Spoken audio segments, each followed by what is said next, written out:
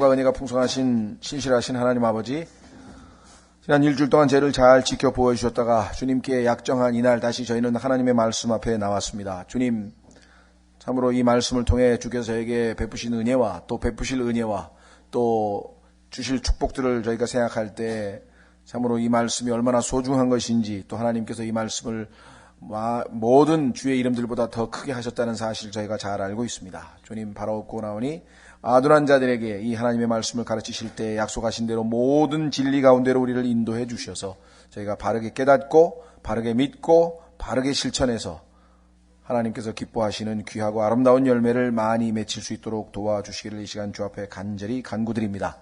사랑하신 아버지 하나님, 이런저런 사정으로 참석지 못한 지체들을 기억해 주시고, 주님, 우리의 삶의 가장 중심에 늘 주님과 주님의 말씀과 주님의 형제자매들이 모여있는 이 거룩한 집회에 마음들이 머물러 있을 수 있도록 도와주시기를 주 앞에 간절히 간구드립니다.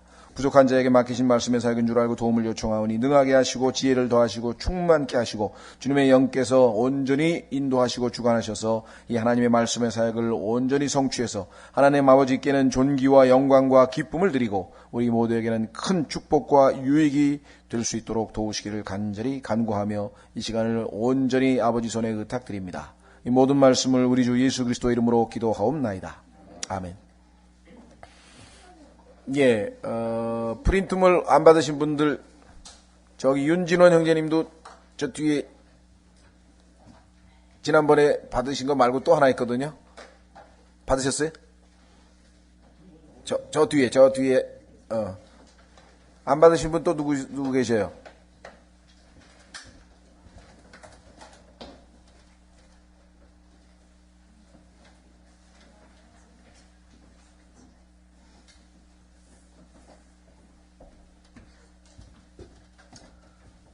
예, 지난번에 받으신 그 프린트물도 같이 나중에 참고로 하시고요. 지난번에 거는 아주 가장 간략하게 그 제사들을 5가지를 했는데, 아무래도 이 제사들이 의미하는 바가 상당히 깊이 있고 심오하기 때문에 저희가 아주 자세하게 하려면은 이 제사에 대해서만 한 300페이지가량의 책을 쓴 분도 있습니다. 그러니까 그거 하나만 가지고도 성경 공부를 아주 하나하나 다 뜯어서 공부하려면은 그렇게 할 수 있거든요. 기회가 되면 정말 이제 이 하나님께서 또 기회가 돼서 우리가 이 헌물들, 이 5가지 헌물들에 대해서 더 깊이 있게 공부할 수 있는 기회를 하나님 주실 때 하되, 한 번 더 오늘 5가지를 다 하게 될지 못하게 될지 아마 어쩌면 다음 주까지 해서 나눠드린 프린트물이 2장입니다. 참 잘 나눠져 있는데요. 2장을 보시면 레위기의 제사들 해가지고 맨 왼쪽에 우리는 번역이 번제로 안 돼 있고, 이게 옛날 성경으로 돼 있죠. 번제가 아니고 태우는 헌물 이렇게 했어요. 왜냐하면 이 제사라고 하는 용어가 성경적으로 맞지 않다 이렇게 해서 직역을 하면 하나님께 바친다 이 말이죠. 헌물, offering. 우리는 뭔가를, 우리도 그렇죠. 일반 사회에서도 offer한다는 말을 많이 쓰니까. 그래서 offering이라고 하는 단어를 헌물이라고 번역한 거는 정확하게 번역하신 것 같습니다. 그래서 burnt기 때문에 태운다라고 하는 말로 그래도 했죠. 그래서 번제, 태우는 헌물, 우리말로는. 그 다음에 소제라고 하는 것도 한자 말인데요. 우리는 음식 헌물이라고 했습니다. 음식 헌물. meat offering. 이 meat라고 하는 말은 좁은 의미로는 고기란 뜻입니다. 그죠? meat란 말이 좁은 의미로는 고기인데요. 성경에서는 창세기 1장에서부터 음식이라고 하는 식물, 우리가 인간이 먹는 음식이라고 하는 넓은 의미로 쓰입니다. 하나님께서 주신 그 식물도, 나무 열매도 음식이라고 하는 말로 넓은 의미로 쓰이기 때문에 음식 헌물. 그 다음에 3번째 화평 헌물, 화목제는 우리말에는 화평 헌물 이렇게 되어 있습니다. 이 3가지의 특징은 거기 보시면 1번에 보시면 그 제사 이름의 왼쪽에 번제 히브리어 이렇게 되어 있죠. 거기에 이제 제가 지금 우리말로 태우는 헌물이라고 번역이 되어 있다고 했는데, 거기 보면은 첫 번째 특징이 뭐냐면 향기로운 냄새죠. 지금 보셨죠? 향기로운 냄새. 그 다음에 2번째가 이제 자발적 행위 그렇게 돼 있죠. 2번째 밑으로 내려오면 역시 향기로운 냄새. 그 다음에 밑으로 내려오면 자발적 행위. 그 다음에 향기로운 냄새, 자발적 행위 이렇게 돼 있어요. 그런데 5가지 중에서 나머지 2개는 전혀 성격이 틀립니다. 그래서 그 뒷장은 나머지 두 개 정리가 되어 있어요. 넘겨보십시오. 넘겨보시면 나머지 두 개의 제사 이름은 속죄제 이렇게 했는데 우리말로는 죄헌물이라고 되어 있어요. 죄헌물 번역이. 영어로는 sin offering이거든요. sin offering. 죄를 용서받기 위해서, 죄를 사면받기 위해서 드려지는 거니까. 그 다음에 밑으로 내려가면 속건제는요, 범법 헌물이라 그래요. 범법 헌물. 자, 요 두 가지는 죄와 관련이 되어 있는데 어떤 차이가 있느냐? 위에 거는 소위 원죄에 해당하는 거예요. 원죄. 죄의 본성. 사람, 죄인에 대한 거예요. 죄인. 아래 거는 죄의 종류, 구체적인 행위들. 내가 남의 물건을 빌렸다가 안 갚아가지고 5분의 1을 도로 더 갚아야 된다든가 이런 것들 있잖아요. 그러니까 이 두 가지의 차이점도 이해를 하셔야 됩니다. 왜 죄 헌물과 범법 헌물이 서로 성격이 틀린가? 하나는 죄의 본성, 그러니까 사람이죠, 사람. 죄 자체 또는 죄인에 대해서 하나님께서 다루시는 것이 죄 헌물이고, 구체적인 행위들, 여기 나와 있는 것들이 있죠. 남의 물건을 맡아뒀는데 남에게 재산상 손해를 끼쳤다든가, 하나님의 그 성막에 들어가서 거기에서 무슨 그릇을 하나 깨뜨렸다든가, 이렇게 되면 이제 손해를 입힌 거잖아요. 그래서 구체적인 행위들에 대한 처리를 할 때에는 범법 헌물을 드리게 돼 있어요. 이걸 trespass offerings라 그래요. 그러니까 두 가지 차이점도 우리가 아셔야 되겠고. 자, 그런데 거기에 보면은 향기로운 냄새가 아님 4번에, 그 다음에 밑으로 내려가면 역시 속건제도 향기로운 냄새가 아님. 두 번째 특징은 자발적인 게 아니라 강제적임. 그 다음에 강제적인 행위. 자, 이거 굉장히 중요합니다. 우리는 사복음서를 통해서 예수 그리스도라고 하는 분이 마태복음에서는 유대인의 왕으로 계시되신 예수 그리스도. 초점이 거기에 맞춰져 있다 그랬죠? 그 다음에 마가복음에서는 하나님의 종으로서 일하기 위해서 오신, 하나님을 섬기기 위해서 오신 예수 그리스도. 그 다음에 세 번째에는 참 인간이신, 참 인간의 모습을 보여주시기 위한 것, 누가복음. 그 다음에 참 하나님이심을 보여주기 위한 요한복음. 그래서 예수님은 복음서 하나 가지고, 전기 하나 가지고는 부족하기 때문에 이 예수 그리스도의 네 가지 특징들을 하나님께서 보여주시기 위해서 이렇게 사복음서가 필요했던 것과 마찬가지로 예수 그리스도께서 비록 예수님 한 분이셨어요. 단번에 영원한 속죄를 드려서 하나님께 우리 모든 죄 문제를 해결했지만, 그러나 여기 지금 죄 헌물과 범법 헌물만으로서 예수님이 드려지신 것은 아니라는 것이죠. 그래서 그 예수 그리스도가 하나님 앞에 자기 자신을 바치셨을 때, 십자가에서 달리셨을 때, 하나님께 희생물로 바치셨을 때, 거기에는 5가지의 의미가 들어가 있는 거예요. 그래서 지금 이 5가지 그 헌물들이 나올 수밖에 없는 거예요. 그러니까 그 안에는 또 굉장히 심오한 내용들이, 깊이 있는 내용들이 들어가서 사실은 예수 그리스도에 관해서 어쩌면 사복음서 못지않게 가장 예수님을 가장 잘 알려줄 수 있는 이것이 바로 이 5가지 제물이에요. 그래서 오늘 다시 한번 지난번에 우리가 살펴봤지만 살펴보려고 합니다. 자, 예수님께서 말씀하시기를 너희가 성경을 상고하거니와, 성경을 부지런히 찾아보는데 왜? 성경에서 영생을 얻을 줄 알고. 그런데 그 성경은 나에 대하여 증거하는 것이니라. 자, 확인해 보겠습니다. 많은 사람들이 성경 공부는 열심히 하면서 예수 그리스도에 대해서는 아는 게 없어. 그럼 헛공부한 거예요. 창세기부터 해서 계시록까지 성경을 공부하는 목적은 예수 그리스도를 아는 지식에서 자라나서 영적으로 성숙해져서 예수 그리스도를 닮아가고 열매를 맺어서 하나님을 기쁘시게 하고 다른 분들에게 유익을 끼치는 것. 그게 하나님의 목적인데, 성경은 부지런히 공부해서 그냥 학위를 받을 정도로 그냥 통달해가지고 히브리어, 헬라어까지 막 달달달달 했는데, 실제 삶에서 예수 그리스도가 누구신지 전혀 알지 못하고 실질적인 삶에서 예수 그리스도와 깊이 있게 교제를 못한다면 그거는 성경을 잘못 전혀 성경 공부한 의미가 전혀 없는 것이죠.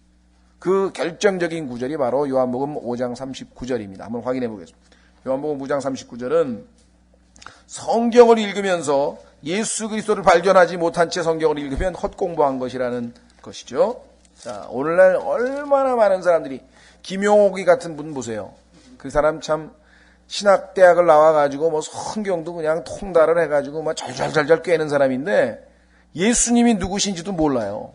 자기를 만드신 창조주이신지도 모르고, 자기를 대신해서 죽어주신 대속주이신지도 모르고, 구원자이신지도 모르고, 그분을 자기를 위해서 저주가 되신 것도 모르고, 그러니 성경에 대해서 얼마나 쓸데없는 말을 많이 하고, 쓸데없는 말 정도가 아니에요. 얼마나 많은 사람들을 실족시키며, 얼마나 많은 사람들을 믿음에서 떠나게 하며, 뭐 요즘엔 또 오늘인가 제가 또 그 한마디 또 했더라고, 양반이. 그래서 또 보니까 왜 구약에 있는 내용들을 신약에 있는 사람들한테 뒤집어 씌워서 그렇게 율법의 굴레를 해서 사람을 괴롭히느냐고. 왜냐하면 이제 한국교회 목사들 중에 보면은 구약에서 말라기 같은 거 해가지고 11조를 안 내면 뭐 다 뭐 저주받는다 뭐 이런 잘못된 것들이 없지 않아 있죠. 그런 것들을 비판을 하긴 하는 모양인데, 그러나 구약 성경이 갖는 의미가 우리에게 무엇인지를 전혀 알지 못한 채 왜 구약을 들어가지고 권위를 주장해가지고 목사들이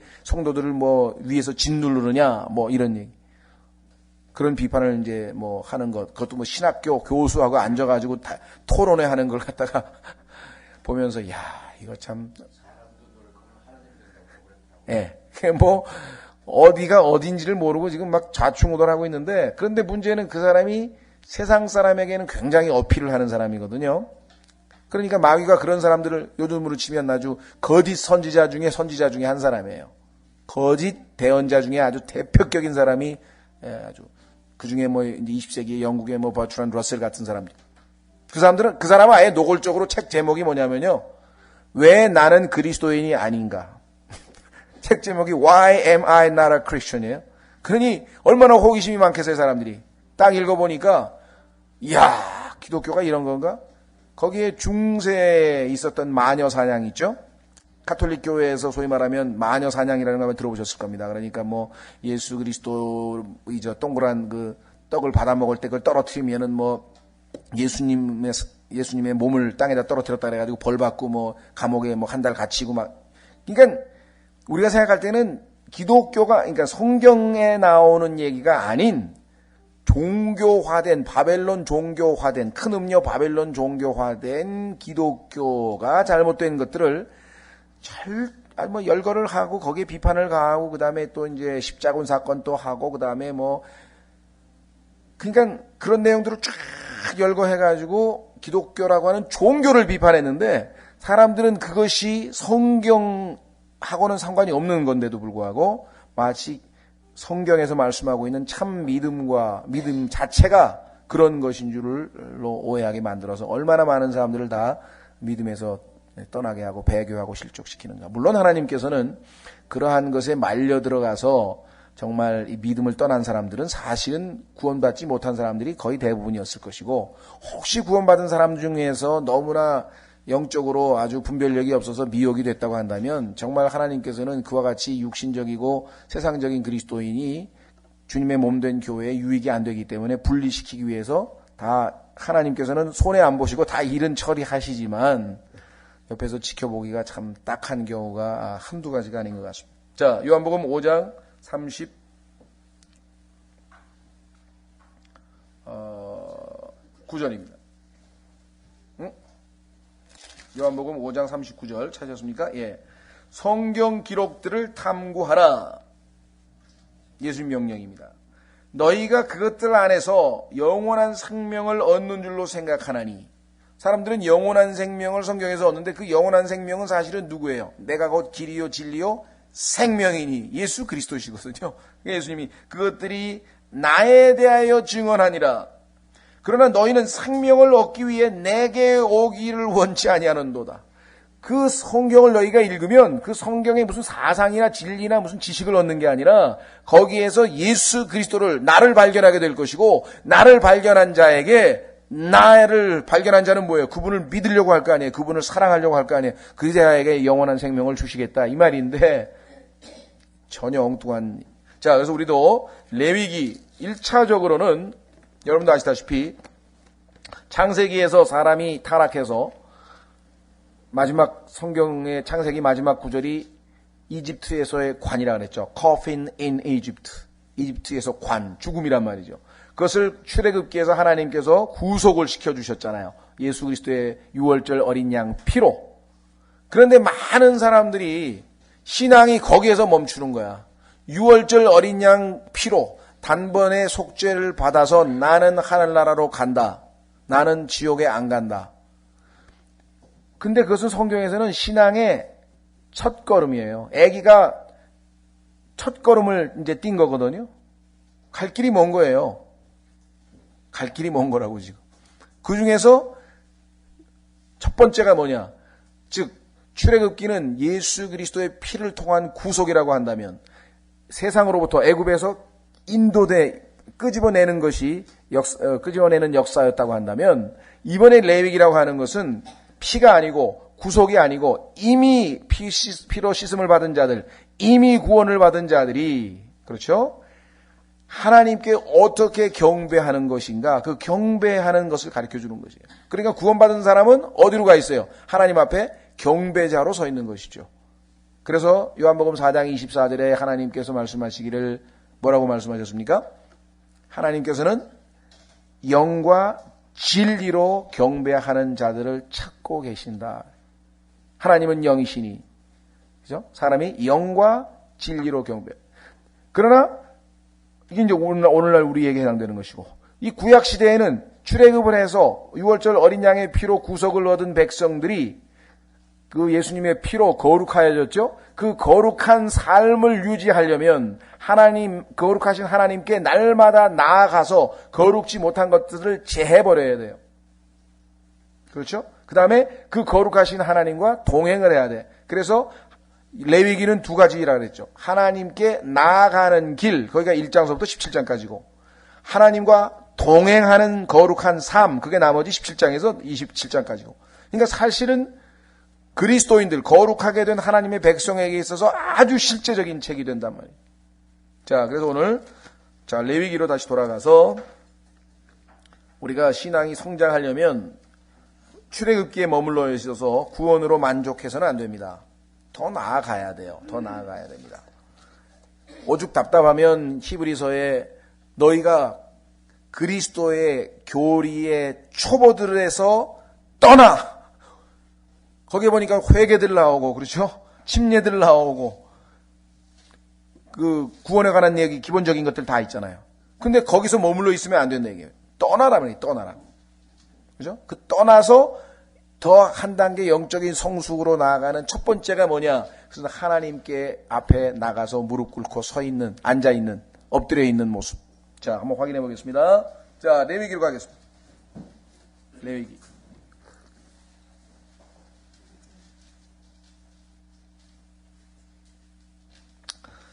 자, 레위기로 가서 이제 지금 나눠드린 프린트물과를 통해서 지금 저기 누구야?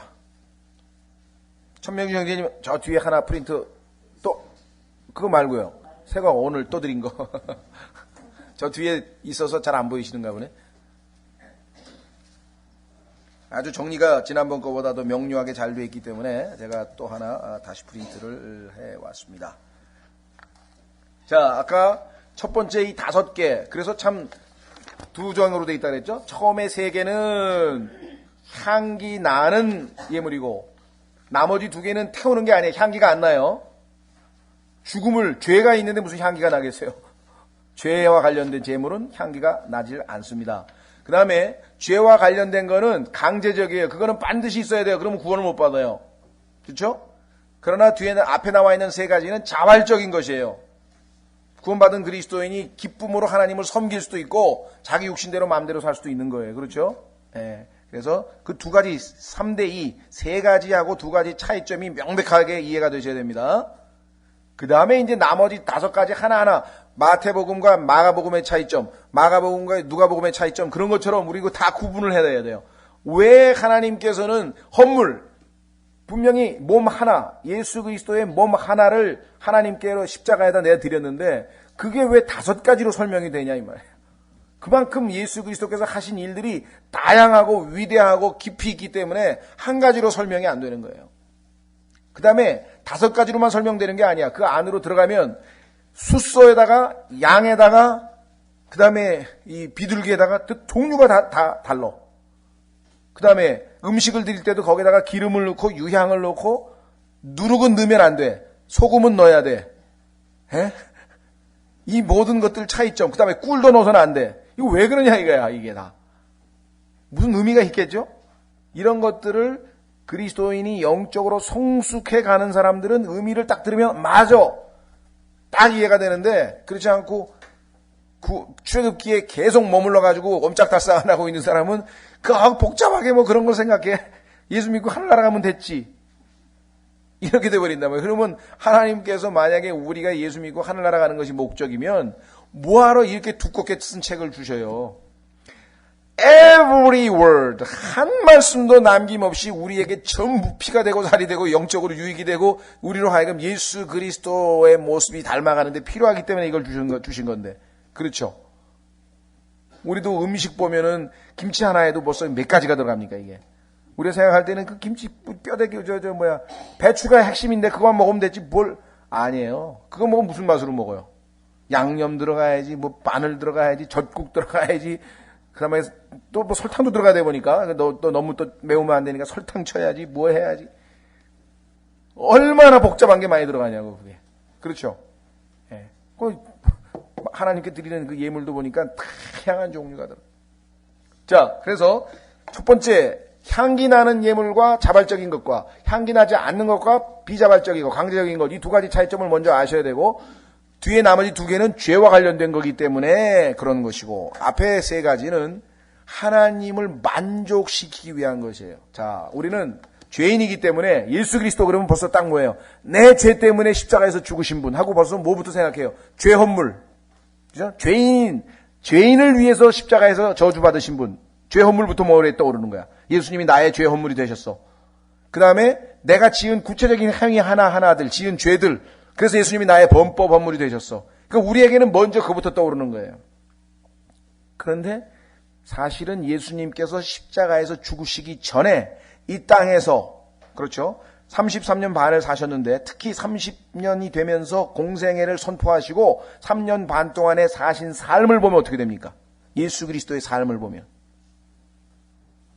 첫 번째로 하나님께 전적으로 자기의 생애를 다 바쳐버린 거예요. 우리도 그렇죠. 조국을 위하여 이 한 몸 불사르겠습니다. 그러죠. 성경에서 나온 얘기. 예수님은 하나님을 만족시켜 드리기 위해서 자신의 삶 전체를 불태워버리는 삶을 산 거예요.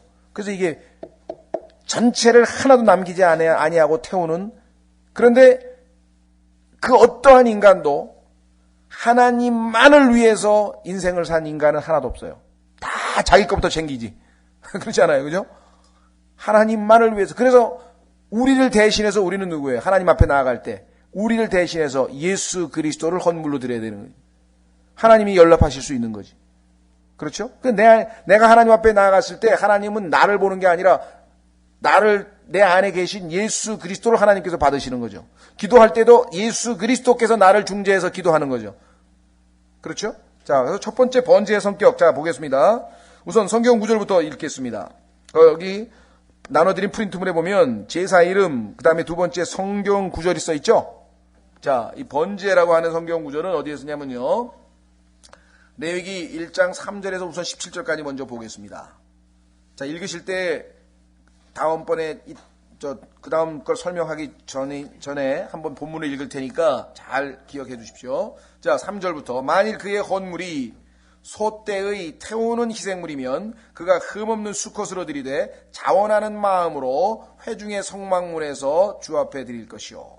중요한 얘기는 다 했습니다. 지난번에 하나님께 드릴 때는 흠없는 걸로 드려야 된다 그랬고 예수님이 바로 흠없는 분이셨고 예수님은 자원해서 하나님을 섬기셨지 억지로 하나님이 떠밀어서 이 세상에 오신 분이 아니라 그랬죠.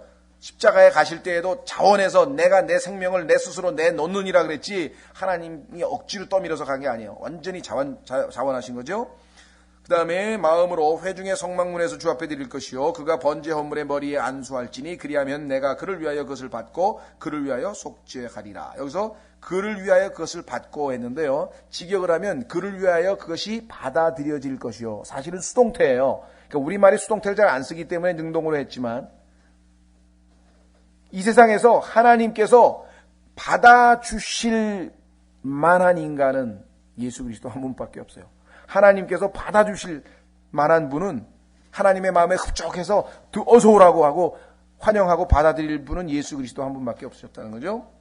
자, 5절 그가 주 앞에서 그 숫소를 잡을 것이요 아론의 아들 제사장들은 그 피를 가져다가 회중의 성막문 옆에 있는 제단의 주위에 뿌릴 것이며 그는 또 그 번제 헌물의 가죽을 벗기고 그것을 여러 조각으로 자를 것이요 제사장 아론의 아들들은 제단 위에 불을 두고 불 위에 나무를 가지런히 놓고 아론의 아들 제사장들은 그 조각들과 머리와 기름을 제단 위의 불 위에 있는 나무에 가지런히 놓으려니와 그가 그것의 내장과 다리를 물로 씻을 것이요 제사장은 전부를 제단 위에서 태우는 희생물 곧 불로 예비하여 주께 향기로운 냄새를 내는 헌물로 삼을지니라.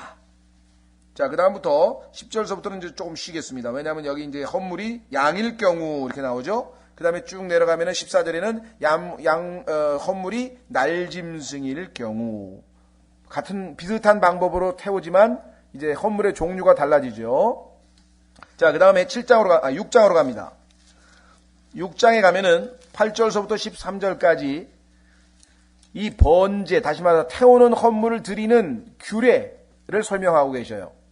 태우는 헌물을 드리는 규례를 설명하고 계십니다. 6장 8절서부터, 지난번에 우리가 7절까지 봤는데요. 6장 8절서부터 13절까지. 자, 보겠습니다. 6장 8절서부터 13절까지. 찾으셨습니까?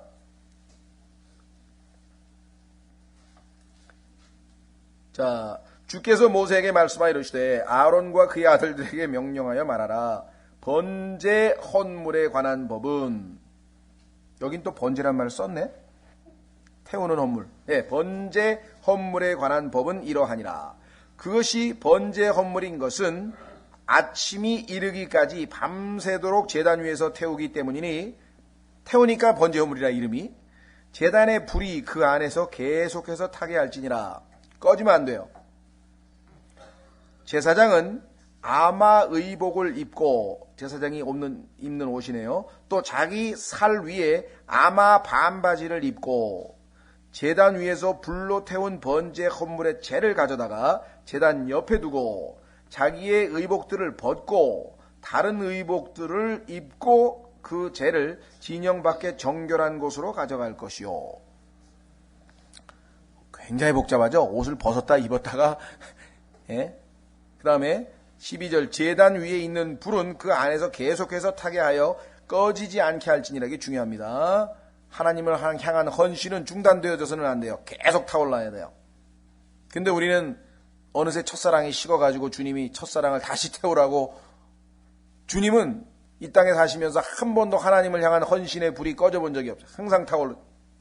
또 제사장은 아침마다 나무를 그 위에 태우며 또 번제 헌물을 그 위에 가지런히 놓고 화평 헌물의 기름을 그 위에서 태울 것이며 불은 제단 위에서 항상 타게 하여 결코 꺼지지 않게 할지니라. 자, 목적을 보십시오. 지금 저 성경 구절을 읽었고요. 프린트물에 보면은 목적. 자, 여기 첫 번째 보니까 속죄 그랬어요. 이거 조심하셔야 됩니다. 왜냐하면 여기에 나와 있는 속죄라고 하는 단어는 영어로 atonement인데, 이 atonement는 죄 헌물할 때, 속죄제 할 때의 그 속죄하고는 달라요. 여기서 지금 얘기하는 atonement라고 하는 속죄라고 하는 말은 실제 의미는 무슨 뜻인 거 아니? 만족시키기 위한 것, 이런 뜻이에요. 그러니까 이것을 드려서 하나님이 만족하셨다는 뜻이에요. 신약에서는 이 atonement라고 하는 말이 하나님과 하나됨이라고 하는 뜻입니다. 영어로 치면은요, at one month. 그 단어가 atonement라고 하는 영어 단어를 셋으로 쪼개보면은 at one month. 하나가 됐다는 얘기거든요.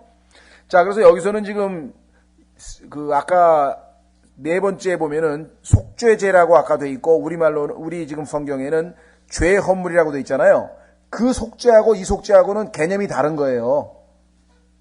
무슨 말 이해가 되셨습니까? 이것은 헌물을 드려서 하나님을 만족시킨다는 뜻이에요. 그래서 여기서 일반적인 속죄를 위하여, 일반적이란 말은 네 번째 나와 있는 죄 헌물을 바쳐서 우리의 죄를 용서받고 사함받는 것과는 다른 거란 의미예요. 자, 그래서 두 번째가 이제 중요합니다. 두 번째, 하나님께 드리는 완전한 헌신과 성별을 뜻하며 따라서 완전한 번제라고 부른다. 예수 그리스도께서 이 땅에 오셔서 사셨을 때 그분은 하나님께 완전히 자기 자신을 다 내어드려서 하늘로부터 오는 하나님의 거룩한 불로서의 테스팅, 심판에도 전혀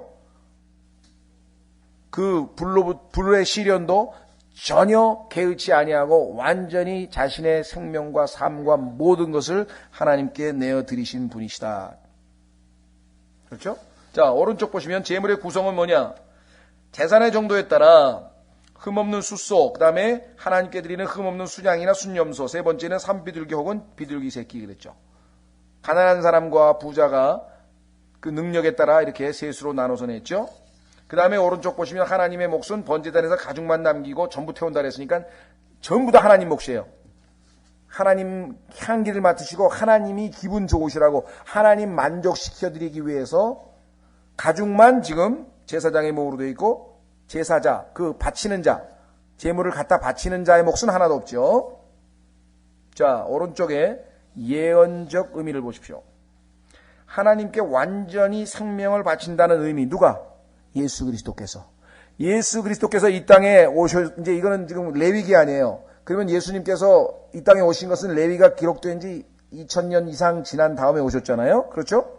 그러면 그 예수 그리스도께서 이 땅에 오셔서 하나님께 자기 자신을 태우는 헌물로 바치게 될 것이라고 하는 예언을 한 거예요. 근데 실제로 예수님은 이 땅에 오셔서 보니까 우리가 누가복음에서 마가복음에서 마태복음에서 사복음서를 보니까 한순간도 자신을 위해서 살지 아니하시고 완전히 전생애를 하나님만을 아버지를 기쁘시기 위해서 모든 것을 내어드리는 삶을 살았잖아요. 예언적 의미. 두 번째는요. 성도의 입장에서 그렇다면 그 예수 그리스도가 우리 안에 들어와 있으면 우리의 삶도 마땅히 어떻게 돼야 되겠어요? 만약에 우리가 24시간 완전히 성령 충만해서 예수님께 완전히 우리 자신을 항상 내어드린다면 우리 거 안 챙기고 그러면 당연히 예수님은 우리를 통해서도 하나님께 완전한 번제 헌물로 완전히 태우는 헌물로 자기 자신을 우리를 드리실 거 아니에요. 그렇죠? 그런데 우리가 그것은 언제 됩니까? 완전히 성숙되어지기 전까지는 우리는 우리 자신을 때로는 누굴 위해서 사용합니까? 하나님만을 기쁘시기 위해서 내 손을 사용하고 내 입을 사용하고 내 눈을 사용하고 아니에요. 우리는 얼마나 많은 경우에 나 자신을 위해서 하나님을 기쁘시기가 아니라 내 자신을 위해서 사용하잖아요. 그래서 우리가 하나님께 나아갈 때는 누가 나가는 거예요? 내 안에 계신 예수 그리스도가 나를 대신해서 하나님 앞에 나아가는 거지 나는 나아갈 수가 없다고. 왜? 불완전하니까. 24시간 동안 내가 하나님만을 위해서 전적으로 하나님과 교제하고 하나님만을 위해서 산 시간이 얼마나 되냐. 그렇죠. 바울은 성경에 보니까 자기 자신을 태우는 헌물로 전적으로 하나님께 드렸다 그랬어요. 정말 대단한 사람이죠. 완전히 하나님께 모든 것을 내어 맡겼었던 사람 중에 하나지만 그 바울마저도 100% 완전했는가? 아니라는 거예요. 때로는 자기가 하나님 앞에 연약함을 알고 기도도 하고 하나님 앞에 차라리 내가 죽었으면 더 좋겠다고 막 푸념도 하고 그런 적이 있었다 이거예요. 베드로도 그 다음에 사도들도 완전하게 예수님처럼 100% 하나님 앞에 자기 자신을 다 내어드린 사람은 없죠.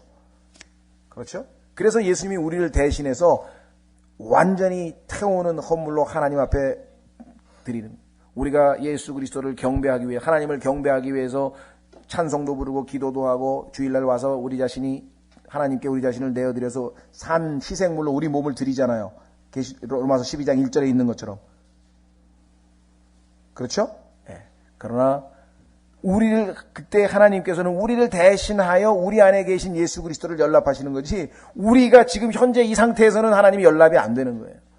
나중에 우리가 완전히 성숙해서 예수 그리스도의 모습으로 완전히 변화된 영적인 몸을 가질 때에 하나님과 우리의 사이에는 아무런 꺼리낌 없이 완전하게 우리도 하나님 앞에 산 희생물로 우리를 내어드릴 수가 있겠죠. 자, 그래서 여기 보시면 성도 입장에서는 자, 여기 두 가지가 나와 있네요. 한번 확인해 보겠습니다. 로마서 12장 1절은 우리가 금방 설명을 했고요. 우리 몸을 산 희생물 하나님께 드리라 그랬죠. 예, 그 다음에 히브리서 13장 15절에 보면요. 우리가 영적 제사장으로 하나님께 찬양의 희생을 드린다 그랬잖아요. 찬양의 희생. 한번 확인해 보겠습니다. 히브리서 13장 15절. 히브리서 13장 15절. 여러분과 제가 하나님께 바칠 수 있는 온전한 태우는 헌물 중에 하나는 뭐냐? 여기 나와 있는 것처럼 그러므로 우리가 그분으로 말미암아 계속해서 찬양의 희생을 하나님께 드리자. 그 찬양의 희생이란 게 구체적으로 뭐냐? 그것은 곧 그분의 이름에 감사를 드리는 우리 입술의 열매니라. 항상 감사하십니까? 여러분의 입에서 하나님에 대해서 한 번도 불평이 안 나오고 한 번도 하나님에 대해서 짜증이 안 나오고 하나님에 대해서 원망이 안 나오고 항상 감사하는가? 아니라고요. 그러나 예수님은 보시면 아시지만 이 땅에서 사실 때 하나님께서 아들을 이 땅에 보내셨지만 이 땅에 오셔서 사실 때 하나님에 대해서 단 한 번의 불평이나 단 한 번의 불만이나 단 한 번의 한거나 그게 없어요. 완전히 하나님 앞에 100% 자기 자신을 완전히 불태워서 드린 헌물. 그래서 이것은 죄하고 아무 상관이 없는 거예요. 죄는 나중 문제였고 우리 죄의 값을 치르는 것은 이제 십자가에 죽으실 때지만 그 생애 자체가 그래서 우리는 예수 그리스도에 대해서 죽으심 초점이죠. 우리가 죄인이니까. 그러나 구원을 받고 나서 보니까 그 전에 내 죄값을 치르시기 전에 하나님에게 자기 자신의 완전한 모든 걸 떼어 바친 예수 그리스도를 보게 되는 것이죠. 그것이 바로 하나님 앞에 태우는 헌물로 온전히 드려진 예수 그리스도의 모습입니다. 자, 그래서 이 태우는 헌물에 대해서 좀 보충할 것들을 좀 말씀을 드리고 싶은데요.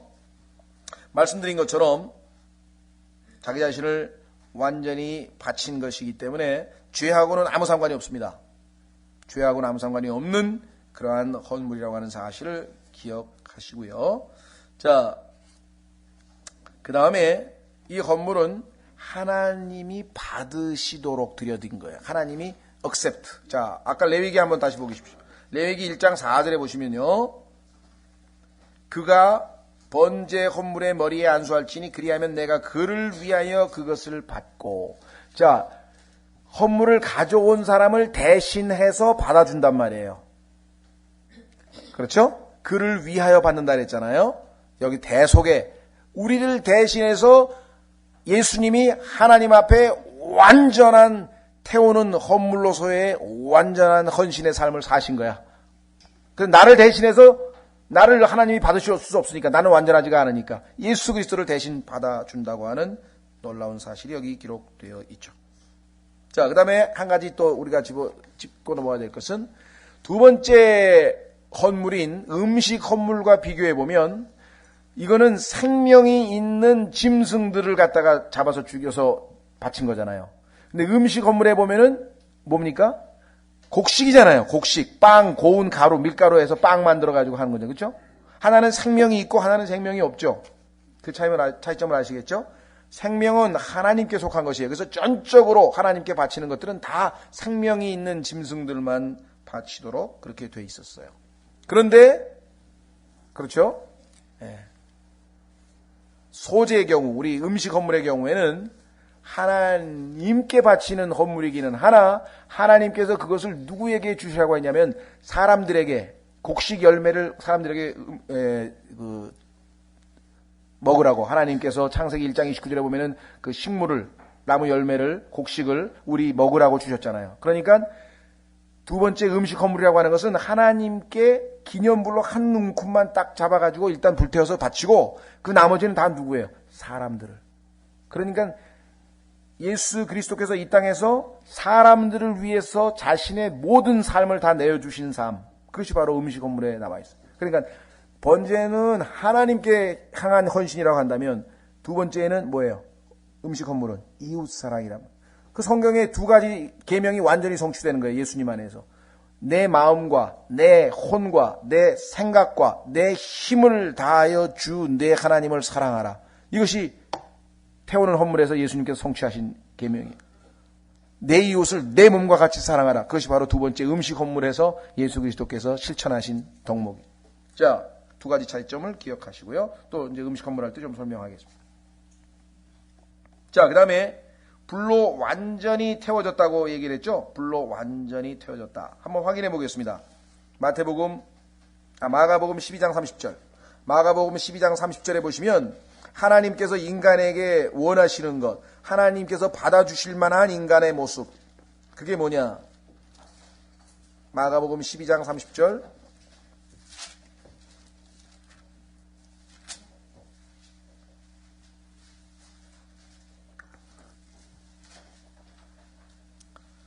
자, 마가복음 12장 30절.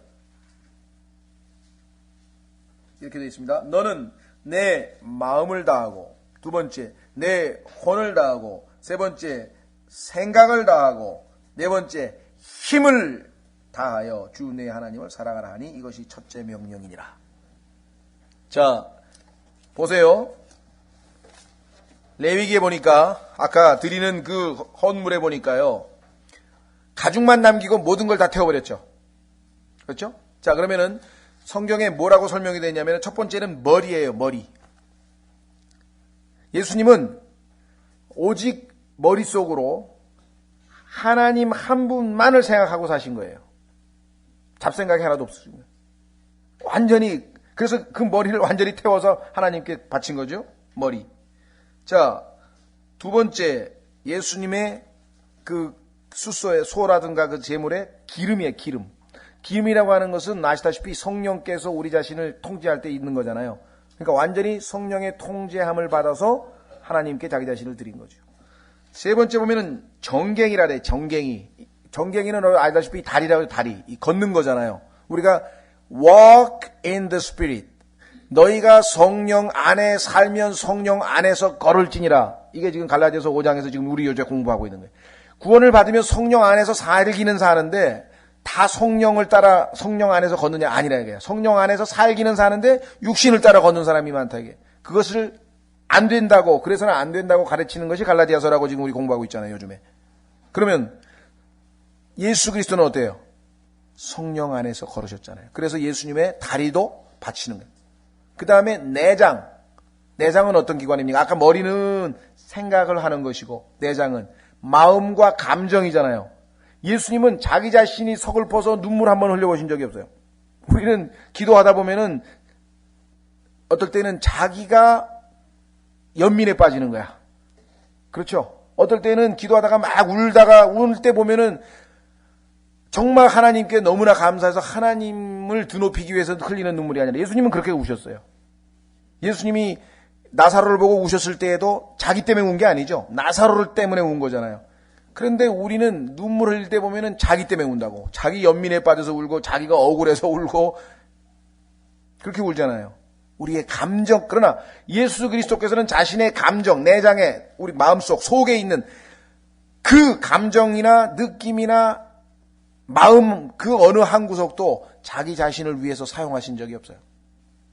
자기가 화를 내고 싶어서 화를 안 내시고 기뻐하고 싶어도 기뻐하지 아니하시고 오직 하나님만을 기쁘시게 하려고 했고 하나님만을 위해서. 그래서 여기 보면 내장까지 하나도 남김없이 다 태워버린 거예요. 머리, 기름, 다리, 내장. 왜 구체적으로 이렇게 설명했을까요?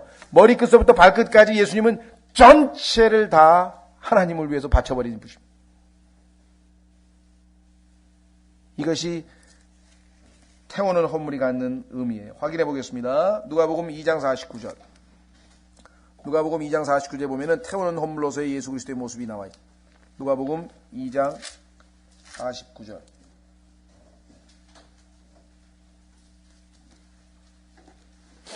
예수 그리스도께서는 자신의 육신의 부모님에게 순종하셨지만 그러나 제 1순위는 항상 하나님 아버지셨어요. 그렇죠? 누가복음 2장 49절 그분께서 그들에게 이르시되 어찌하여 나를 찾으셨나이까? 내가 반드시 내 아버지의 일에 관여해야 함을 알지 못하셨나이까? 하시니. 나사렛에 그 명절 때 올라갔는데 12살 때 예수님께서 돌아오다 보니까 분명히 일행 속에 있을 줄 알았는데 없어져가지고 다시 찾으러 되돌아갔죠. 그때 예수님께서 하신 말씀이 누구예요? 육신의 아버지를 지금 놔두고, 앞에다 놔두고, 얘기하기를 뭐라고 얘기했는 거 아니? 어찌하여 나를 찾으셨나이까? 모르셨습니까? 내가 반드시 내 아버지, 하늘에 계신 내 아버지 일에 관여해야 함을 알지 못하셨나이까? 온전히 하나님만을, 하늘 아버지만을 위해서 사신 분의 모습이죠. 그래서 하늘 아버지께서 그에게 맡기신 바 모든 것들을 다 이루셔서 요한복음 19장 30절에 뭐라고 하셨어요? 다 이루었다. It is finished. 시작서부터 끝까지 완전히 하나님께 모든 자신을 내어 바치신 예수 그리스도의 모습. 그렇죠? 자, 그 다음에 또 몇 가지 살펴볼 게 있어요. 참 아주 대단한 책입니다. 숫소. 자, 아까 재산 등급에 따라 하나님께서는 숫소를 바치기라고도 하고 어린 양을 바치기라고도 하고 염소를 바치기라고도 하고 그 다음에 날짐승 가운데 새도 집비둘기하고 그 다음에 산비둘기를 바치라 그랬잖아요. 첫 번째, 예수 그리스도께서 성경에 보면은 소의 특징은 뭡니까? 소는 무거운 것을 위에다가 싣고 간다 그랬죠. 성경에 시편 144편 14편에 보면은 소는 무거운 것을 거기에다가 실른다 그랬어요. 예수님께서는 이 땅에 있는 모든 그죠? 무거운 것들을 짊어지고 가신 것이 뿐만 아니라 잠언 14장 4절에 보면은 소의 힘으로 얻는 것이 많다라고 성경에 기록되어 있어요. 소의 힘. 그래서 예수님은 온 힘을 다해서 하나님을 위해 아버지를 기쁘시게 하려고 봉사하고 자기 자신을 인내하며 희생한 것. 그래서 예수님이 숫소로 묘사가 됩니다. 그래서 이 땅에서 예수 그리스도를 일하는 소로 우리가 체험할 때가 있어요. 그리스도인 내 안에 만약에 역사하시는 주님이 숫소의 모습으로 나타난다고 한다면 그 사람은 정말 하나님을 위해서 아주 전심으로 수고하고 애쓰고 일하는 사람의 모습이 나타날 거예요. 그렇죠? 반면에 어떤 형제는 예수 그리스도의 다른 모습을 띠고 있어요. 열심히 일을 하는 것 같지는 않은데 어린 양처럼 하나님께 아무 말 없이 항상 순종하는, 저항하지 아니하는 모습으로 삶을 살. 하나님께 단 한 번의 저항이나 하나님께 불순종하지 아니하시는 예수 그리스도. 십자가로 끌려갈 때에도, 도살장으로 끌려가는 양으로 가실 때에도 순순히 따라가셨던 예수 그리스도의 모습. 그렇죠? 그래서 예수님 어린 양이에요. 세 번째, 예수님은 비둘기로서 묘사될 수 있어요. 왜? 성경에 보니까 비둘기의 특징은 두 가지죠. 하나는 뭡니까? 애곡하는 거예요. 비둘기처럼 슬피 운다 그러죠, 우리도. 슬피 우시는 예수 그리스도. 이 땅에서 하나님, 이 온 천지에 하나님께서 인간을 창조하시고 먹이고 입히시고 모든 것을 주셨건만 그 많은 인간들 중에서 하나님을 전적으로 하나님께 헌신하고 전적으로 하나님을 기쁘시게 하는 인간이 이 땅에 하나도 없어. 예수님께서 우시는 애곡, 슬피. 내 아버지가 그렇게 영광을 받으셔야 될 분이건만 그분을 기쁘시게 하는 존재가 하나도 없는 것을 보고 애곡하시면서, 그 다음에 두 번째, 비둘기는 성경에서 보니까 순결이잖아요. 비둘기의 눈을 보고 순결. 하나님 앞에 순수히 순결하게 자기 자신을 내어주신 예수 그리스도. 바로 이것입니다. 자, 그래서 하나님께서는 그 예수 그리스도께서 내 안에 사신다 그랬죠. 갈라디아서에서. 내가 산 것이 아니요 그리스도께서 내 안에 사신 것이라. 우리가 그 믿음을 24시간 유지하고 살면 우리 안에서도, 우리도 예수 그리스도처럼 숫소같이 정말 하나님을 위해서 전심을 다해서 하나님을 위해서 일할 수 있고, 어린 양같이 저항치 아니하고 하나님께 항상 순종할 수 있고, 우리 주변에 하나님을 기쁘시게 하지 못하는 형제들을 위해서 하나님 앞에 대신 애곡하고 통곡하고 기도할 수 있고, 순수한 마음으로 하나님 앞에 나아갈 수 있어요. 왜냐? 자, 두 구절만 찾아보겠습니다. 요한일서 2장 6절. 요한일서 2장 6절. 우리 안에 예수님께서 와 계시고 태우는 헌물이셨던 예수님이 우리도 하나님 앞에 태우는 헌물로서의 삶을 살아갈 수 있도록 하실 수 있다는 겁니다. 요한일서 2장 6절.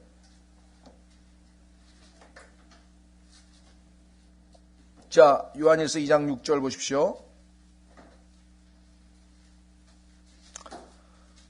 5절부터 누구든지 그분의 말씀을 지키면 그 사람 안에서 참으로 하나님의 사랑이 완전하게 되었나니 이로써 우리가 그분 안에 있는 줄 아노라.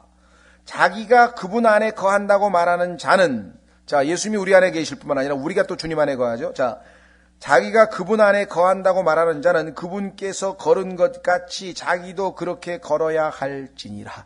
예수 그리스도께서 태우는 헌물로 하나님 앞에 그와 같이 걸으셨던 것과 같이 살으셨던 것 같이 우리도 그와 같이 마땅히 걸어야 한다.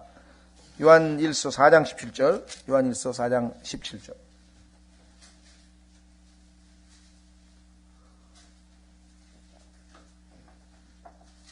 요한일서 4장 17절. 16절부터 우리를 향한 하나님의 사랑을 우리가 알았고 또 믿었나니 하나님은 사랑이시므로 사랑 안에 거하는 자는 하나님 안에 거하고 하나님도 그 안에 거하시느니라. 이 점에서 우리의 사랑이 완전하게 되었나니 이것은 우리가 심판날에 담대함을 가지게 하려 함이라. 이는 그분께서 어떠하심 같이 그분께서 어떠하신 것 같이 우리도 이 세상에서 그러하기 때문이니라. 예수님께서 이 땅에서 어떠하셨어요? 하나님 앞에 자신을 완전히 태우는 헌물로서 드려지신 것 같이 우리도 이 땅에서 그러한다. 근데 그것은 내가 아니라 내 안에 사시는 그리스도. 문제는 내가 그 그리스도께 얼마만큼 내 자신을 내어드려서 나를 내려놓고 그리스도께서 내 안에서 하나님 아버지께 이 땅에서 사신 것처럼 태우는 헌물로서의 삶을 사시느냐에 달려있는 것이겠죠. 예, 뭐 이 헌물에 대해서 태우는 헌물 하나만 가지고도 사실 뭐 더 숫소에 관해서만 성경 구절을 찾아도 얼마든지 우리가 찾을 수 있습니다만은 이 정도면은 아마 그래도 아주 충분히 어느 정도는 예수 그리스도 태우는 헌물로서의 예수 그리스도를 우리가 커버했다고 생각을 합니다. 자, 두 번째 교재에 보십시오. 나눠드린 프린트물 두 번째 소재라고 되어 있죠. 음식 헌물이라고 했어요. 거기 보시면 레위기 2장 1절에서 16절, 6장 14절에서 18절, 7장 12에서 13절. 우리가 그래서 지금 7장까지 한꺼번에 다 마무리하는 겁니다. 8장에서부터는 이제 제사장에 대한 이야기가 나오죠. 헌물에 대한 이야기는 7장에서 끝납니다. 자, 오른쪽 설명 보시면 소재는 음식 헌물은 모든 번제, 태우는 헌물과 함께 드려졌다. 왜 그렇습니까? 두 가지 계명, 아까 말씀드렸죠. 태우는 헌물은 내 마음과 내 혼과 내 생각과 내 힘을 다하여 하나님을 사랑하라. 그것서 그칩니까? 성경에 보니까 하나님을 사랑하는 자는 하나님께서 낳으신 자를 사랑하느니라. 요한일서 5장 1절에 써 있잖아요. 하나님을 사랑한다고 말을 하는 사람이 그 하나님께서 거듭나게 하신, 태어나게 하신 하나님의 다른 자녀들을 사랑하지 않는다면 성립이 안 돼. 그래서 성경에서는 항상 번제하고 소제하고 두 가지가 같이 가는 거야. 번제와 그것의 소제 이렇게 항상 돼 있어요. 태우는 헌물과 그것의 음식 헌물 이렇게 항상 따라붙어 나와요. 왜? 하나님을 사랑하는 사람은 당연히 이웃을 사랑하게 돼 있는 거야. 두 가지가 따로 떨어질 수 없다고. 보이는 형제를 사랑하지 아니하는 자가 어찌 보이지 아니하는 하나님을 사랑한다고 말할 수 있느냐. 요한일서 3장에 나오잖아요.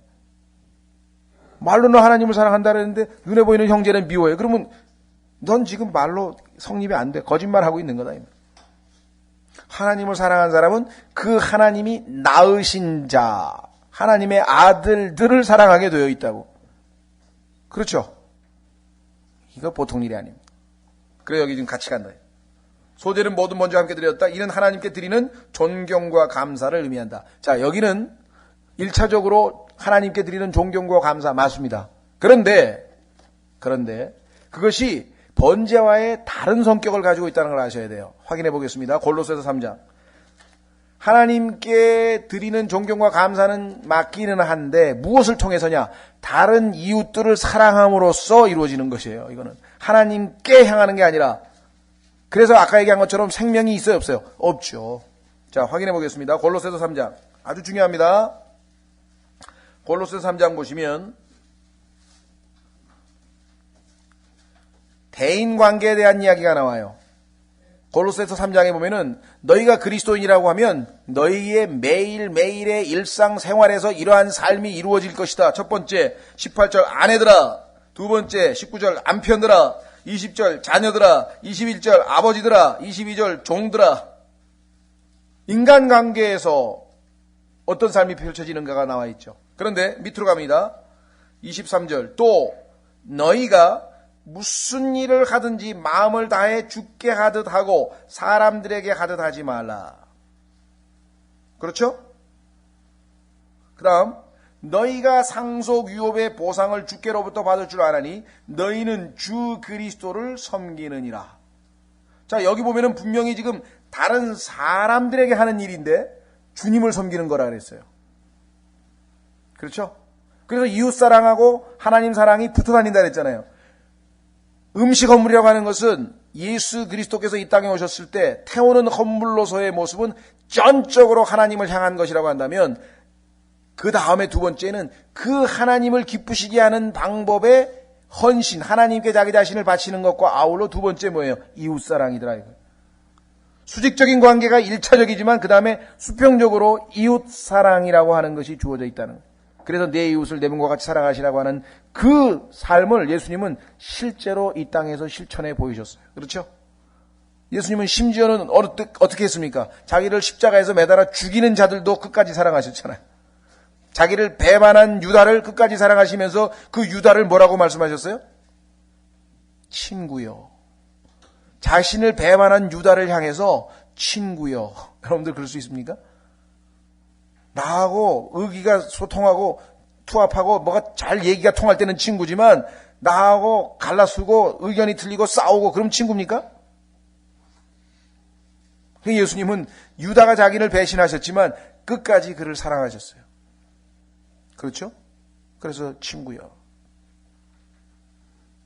여러분과 제가 정말 예수 그리스도께서 내 안에 사신다고, 내가 사는 것이 아니고 그리스도께서 내 안에 사신다고 그렇게 믿음을 갖고 살면 예수 그리스도처럼 어떤 사람, 가론 유다같이 예수 그리스도를 배반한 사람들조차도 어떻게 하실 수 있다? 사랑할 수 있는 것이다. 예수님이 실제로 그렇게 사셨어요. 자기를 십자가에 못 박는 사람마저도 용서하셨잖아요. 아버지여 저들은 자기들이 하는 일이 무엇인지를 모릅니다. 그랬죠. 근데 우리는 그럽니까? 우리 자신에 대해서 조금만 비유를 건드려도 어쭈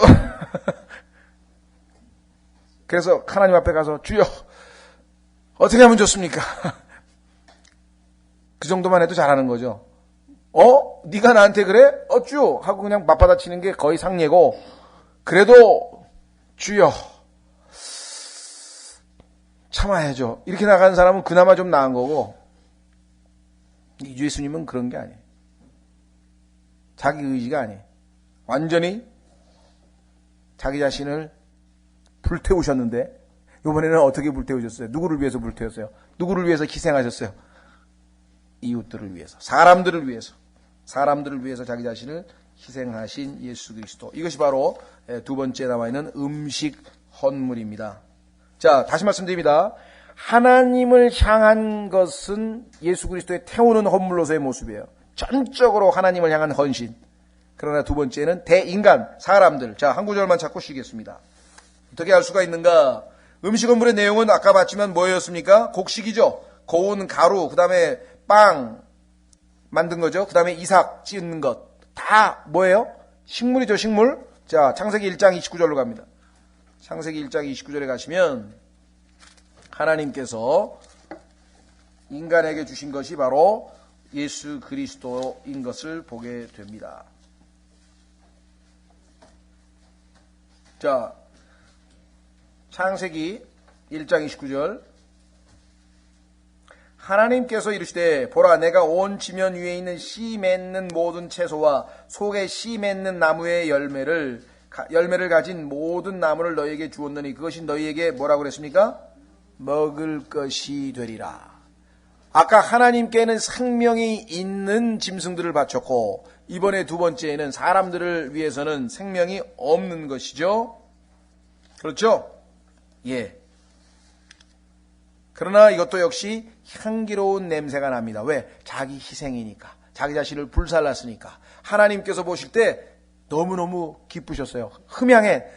그 자기를 음식 헌물로 자신을 바치셔서 다른 인간들을 사랑하시는 위해서 희생하시는 예수 그리스도의 모습을 보시고 하나님께서 그것을 흠양, 그 향기가 나기 때문에 흠양하셨다고 성경에서 말씀을 했죠. 자, 그래서 우리는 이웃 사랑의 삶을 완전히 하나님 앞에 100% 완전히 실천하신 음식 헌물로서의 예수 그리스도를 보게 되는 거예요. 이 세상에 이웃들을 웬만큼 사랑하는 사람 많이 있죠. 그러나 예수님처럼 완벽하게 모든 것을 희생하면서 사랑하신 사람이 있었는가? 없다는 거예요. 그래서 그 예수님이 나의 안에 들어오시게 되면 내가 하나님 앞에 나아갈 때 하나님께서는 내가 아니라 예수 그리스도를 헌물로 받으시기 때문에 내가 이웃을 완전히 사랑한 것으로 간주되는 거예요. 그래서 나를 받아주시는 거예요. 내가 아니라 내 안에 계신 예수 그리스도께서 그렇게 하셨기 때문에.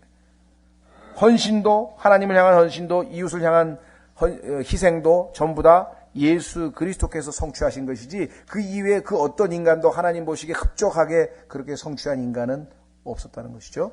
예. 좀 쉬었다가 이제 구체적으로 거기에 나와 있는 빵, 고운 가루 이런 것들이 어떤 의미를 가지고 있는지 좀 살펴보도록 하겠습니다. 아마 조금 어려우실지 모르겠어요. 그렇죠? 저희가 이와 같은 그 구약의 제사에 대해서 자세하게 공부한 적이 별로 없었기 때문에 그러나 이번 기회에 한번 잘 들어두시고 다음에 기회 있을 때 더 깊이 한번 더 연구하시면 예수 그리스도와 어떤 연관이 있는지 더욱 깊이 있게 다가오실 겁니다. 예, 좀 쉬었다 가겠습니다.